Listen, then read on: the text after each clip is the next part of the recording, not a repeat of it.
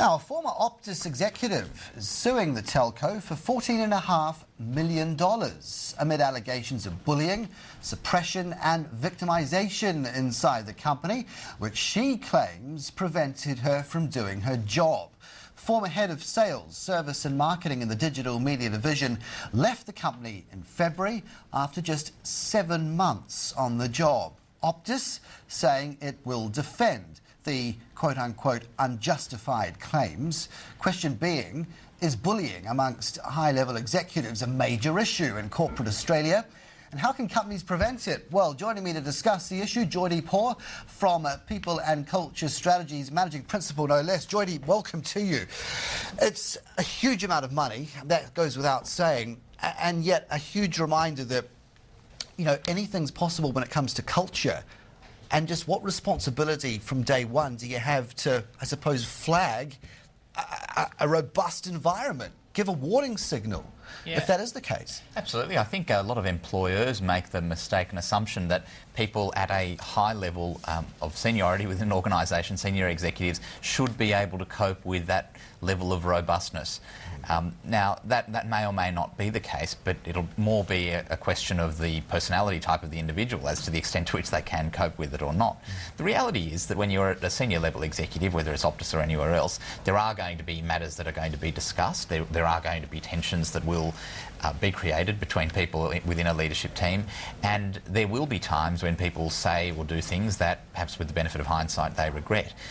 Is that enough to ground a claim of bullying? Well, it'll all depend on the circumstances, as always.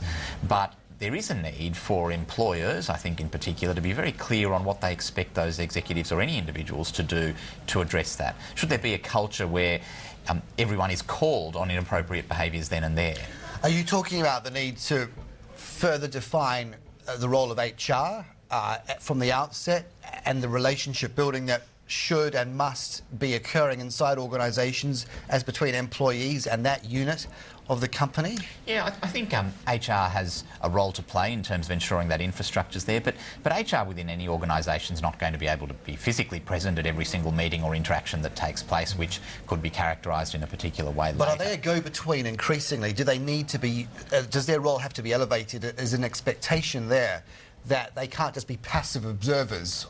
They need actually to be more proactive, to be sussing out just what the culture's like. I think HR, yes, up to a point, but also senior leadership, the most senior person in the organisation and those who work around him or her must themselves be sending very clear signals about what are accepted behaviours and unaccepted behaviours. And if the view of the organisation is, as some have articulated to me over the years, well, we're not playing tiddlywinks here, so everyone is expected to cope with that robustness, and if you can't, well, you're in the wrong job. Well, let them say that at the time that someone is being engaged, so that person is going into employment, they're fully informed. And yet you've said, as you did at the outset, that a lot will depend on the circumstances, the unique ones of this case, when the arguments are really put forth and argued. So how do you really flag, I suppose, expectations and lines that should and shouldn't be breached? Is it possible to have that template? Yeah, well, most organisations will have policies that will talk about certainly the obvious inappropriate behaviours, or more obvious, like sexual harassment and racial discrimination, all of those kinds of things. Bullying, though, is far more nebulous, and the reason the kinds of cases that we're seeing at the moment should be of great alarm to employers is that you could pretty much take any interaction that takes place between two people in a working environment, even if it's about legitimate work matters. Because you talk about two people there, whereas could the argument be one-on-one meetings, that's of concern, broaden it out, make sure you've got somebody else alongside just as that witness? That might be seen as a solution, but the problem with that is that the individual who is then subject to criticism, or what they infer or consider to be criticism, says, well, not only was this not provided to me in private, I've now been made someone's got on their soapbox and I've been humiliated in front of all of my peers. So those kinds of concerns are alive as well. Termination without notice. This is, again, another ground, another point of contention that's come out in this case. What are some of the guidelines there? about just the appropriate steps. Yeah, I think there's two issues here. Termination without notice or summary dismissal should be reserved and can only be reserved where someone's engaged in serious and willful misconduct, theft, assault, those kinds of things.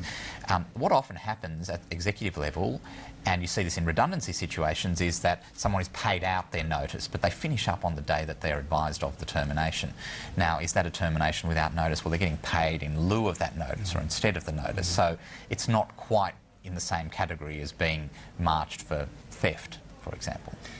Not to say the lines are blurred, but there are always finer points that need addressing. Joydeep, you do it with aplomb. Thank you so much. Thanks, Carson. Appreciate it. We'll keep on top of that case for you. Joydeep Hor, Managing Principal at People and Culture Strategies.